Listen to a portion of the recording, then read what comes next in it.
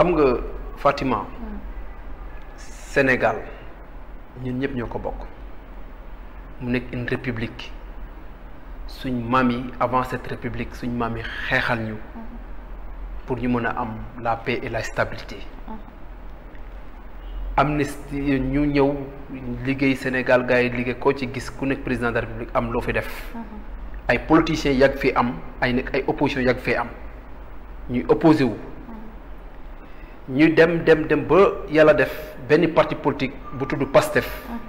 juddu en 2014 juddu ci délation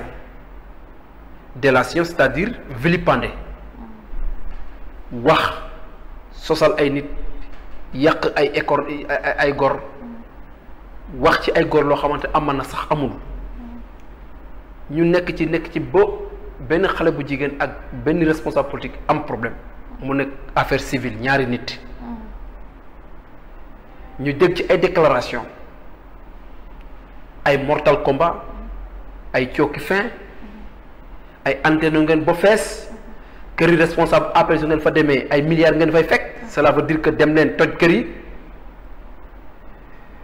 ñu jég fii président dañ ko war a rey def ko comme Samuel Doe dagati ko def ko comme Samuel Doe yooyu yëpp ñu dégg ko fii état rôle état mooy garantir la paix et la stabilité du pays et protéger ses citoyens ñu dégg fi aussi ay déclaration comme Tunkara comme benn ministre bi nga xam ne mu ngi ci gouvernement bi nee na moom bokk na ci manifestation yi mu assumé ko publiquement Tunkara ne il a financé des millions de francs CFA pour ay fabrication ay cocktail molotov ak ay yeneen tas na sax ay sëy xamul ndax yàlla dina ko baal wala yàlla du ko baal mais mu ngi baalu moo ko wax de ñu dégg fi ay forces spéciales def fi ay conférences de presse dans un état normal fii Sénégal force spéciale xam nga fu ñu ko xamee ci armée ci force spéciale boobu noonu nous le devons du respect parce que liggéey bi nga xam ne armée mu ngi koy def ci biir Sénégal pour intégrité ak force de l'ordre d'une manière générale ak seen xarañte ak seen mën liggéey wax dëgg neex yàlla on leur tire un chapeau bas surtout ci manifestation yi passé loolu am koo xamante ne leader politique la dafa ne plus qu'il y a des victimes plus que la pression augmente sur Macky Sall yooyu yëpp ñu dégg ko fii ñoom ñu promettre Sénégalais yi ay affaire ne suñ yéegee caisse noire dañ koy dindi dafa xaram suñ yéegee amnistie bi dañ koy dindi suñ yéegee homosexuel dañ koy criminaliser lii ñoo ko wax seen promesse la woon mu dem assemblée nationale Aïssata Tall Sall jàkkaarloog ñoom nee leen amnistie bi dañ ko woote woon pour la paix et la stabilité seen leader Pastef ñoom nee neen fekkee ne ñun waa Pastef ñun ngeen ko wootaloon ñun buggatuñu te nañ ko dindi ñëpp ñu wuyu ji donc lu fi jaroon ay interprétation loi fekkee ne véritablement lu ñu doon wax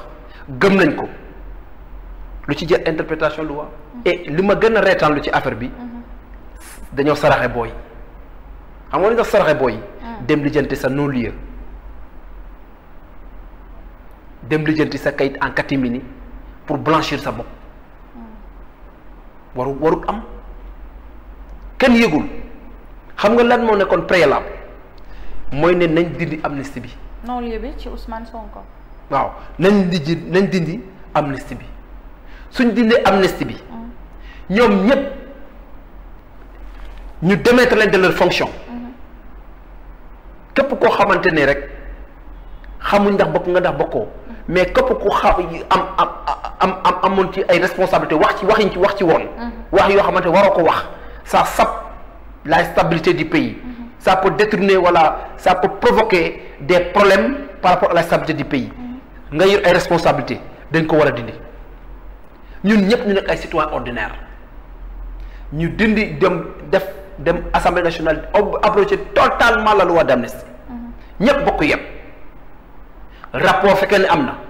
rapport yi ak vidéo fekkee ne am na ñu génnee ko ñu dem jugement ñu juger on situe les faits képp ku def jël nañ suñu alal nag l'argent du contribuable sénégalais di koy jox ay ex-détenus loolu après dinañ ko régler ji parce que loolu du dëgg du yoon parce que bala ngay wax ne ex-détenu dañ ko war a indemniser am na ay victimes yoo xam ne ñu ngi fi ba tey kenn déggul ñu indemniser leen. Auchan ngi fi ñoo am ñoo xam ne seen kër yi dañ ko yàq dañ ko vandaliser. borom commerce yu ndaw yi. ñu doon def commerce yu ndaw yi seen table yi ñu doon yàq oto yi ñu doon taal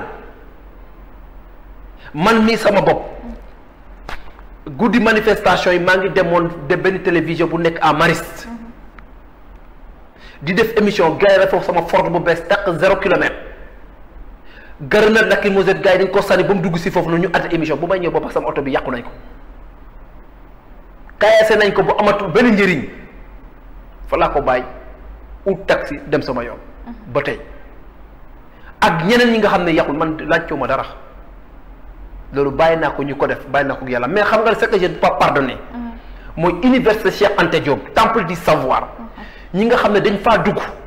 yàq fa ñaar affaire la moo dul baal ci àdduna mooy manifestation Touba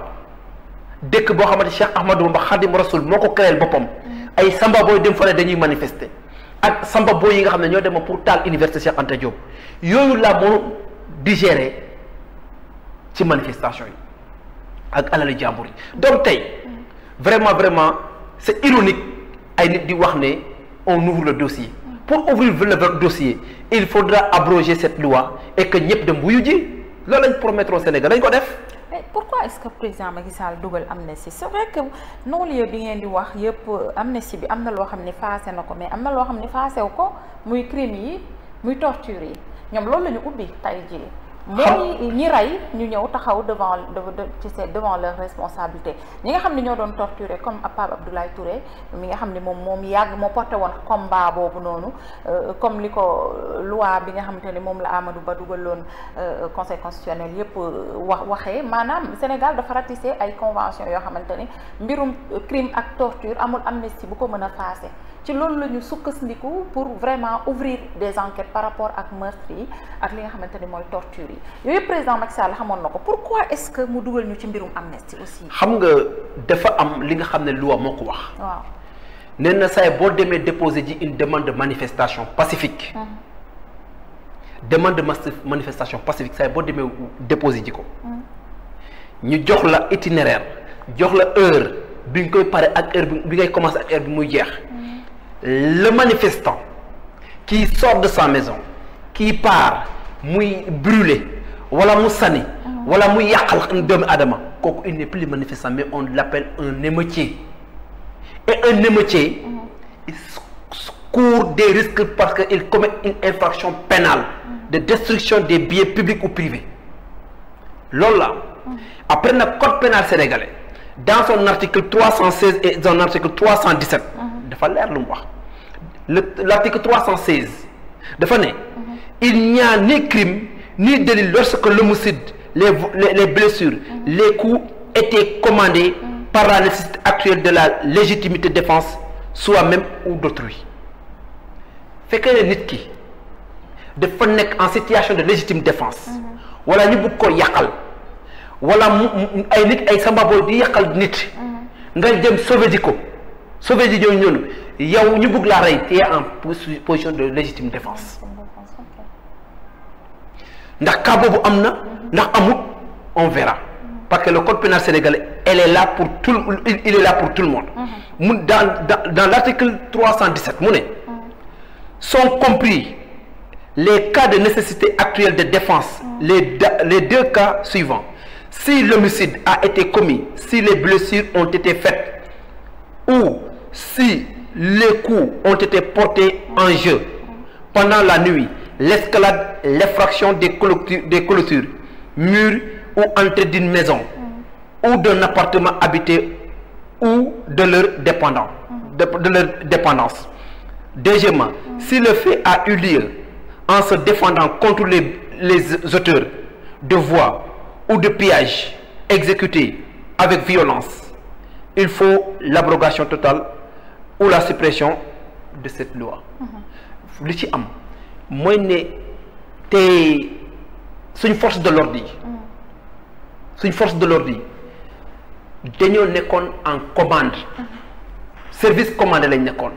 nekkoon di jouer pour la stabilité de notre pays de notre patrie bépp Samba Boy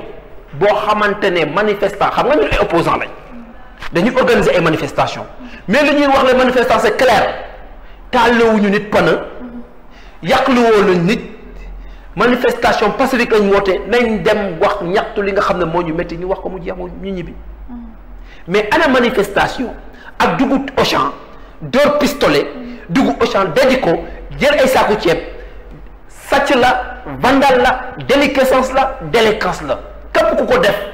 ka attitude yooyu nga am et loolu noonu c'est puni par la loi et que le Sénégal était à l'assaut des forces yoo xamante personne ne savait d'où il venait et maintenant pour que loolu leer il faut que ñu abroger la loi moo gën nii ne dañuy woo ay di man gis nga crime de torture ak crime de sang gis nga ñu ci dee wax dëgg neex yàlla dañuy ñaanal le repos de leur âme te wax dëgg neex yàlla dañuy masawu ñi nga xam ne véritablement ñàkk nañ ci ay njaboot parce que ñun ñëpp ay Sénégal benn goutte de sang waru versé wu entre deux Sénégalais parce que nous sommes des frères et nous sommes des sœurs nous sommes liés par le même cordon ombilical qui est la patrie qui est le Sénégal et que au nom de la paix et de dépassement moom moo tax président Macky Sall indiwoon amnistie parce que amnistie c'est pas la première fois au Sénégal moo am fii et puis amnistie c'est la troisième fois et amnistie est née en 450 avant Jésus-Christ lors de la guerre péloponnèse c'est une loi de guerre et loi de guerre soo ko déggee c'est une loi boo xamante ne day passer l'éponge sur tous les faits day passer l'éponge après mu def la réconciliation gis nañ ko aux États-Unis am na fa la révolution française de 1700 am na fa gis nañ ko en Italie am na fa gis nañ ko en Espagne am na fa donc amnistie c'est pas quelque chose de mauvais mais xam nga lu ci am solo mooy que su amee loolu noonu ñu am esprit de dépassement ñun ñëpp ñu passer à autre chose normalement suite à ni ko président buggee woon suite à l'amnistie il devait avoir une réconciliation cette campagne de haine cette campagne de jalousie et cette méchanceté viscérale que les gens manifestent à chaque fois sur les plateaux ça devait s'arrêter et que ñun ñëpp ñu delloowaat li nga xam ne moom moo ñu lié mooy cette patrie qui nous est très chère. Mais vous ne vous attendez pas vraiment à ces rebondissements juste après amnistie.